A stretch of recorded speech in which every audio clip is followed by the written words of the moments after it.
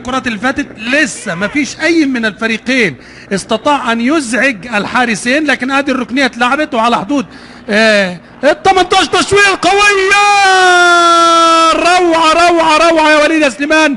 واعتقد ان العارضه مش الشناوي، هنتاكد من الاعاده، ودوما في الاعاده افاده. انما ايه طلقه ادي حازم امام برضه مقفول عليه من صابر رحيل، انما بيعدي وياخد الكره داخل منطقه 18 يا ولد، واحده بواحده. انما الكره عاليه هنا، مستنيين طبعا عايزين الاعاده عشان نحكم ونشوف الشناوي اللي طلع ولا العارضه اللي طلعت، لان ردت الكره بصوره قويه جدا وكانها اصطدمت بشيء. هنا هنشوف مسعد عوض راح يلعب ضربه المرمى. ادي الكره بتاعت حازم امام مع ايمن، وعلى طول دخل يعني يا دوب فرد رجله كده عشان يطلعها من قدام، يعليها من قدام باسم علي.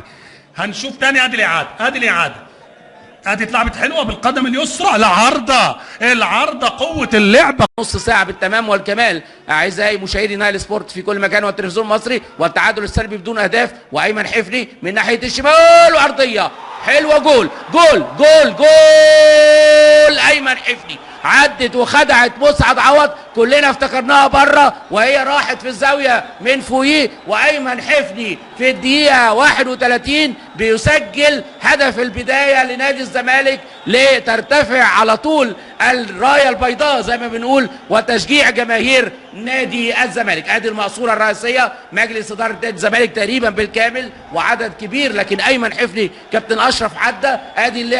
ادي اللعبه خدعت مسعد عوض وعدت من فوقيه وراحت في الزاويه اليسرى العلوه. هدف اول لنادي الزمالك بعد 31 دقيقه، الزمالك 1 والاهلي لا شيء.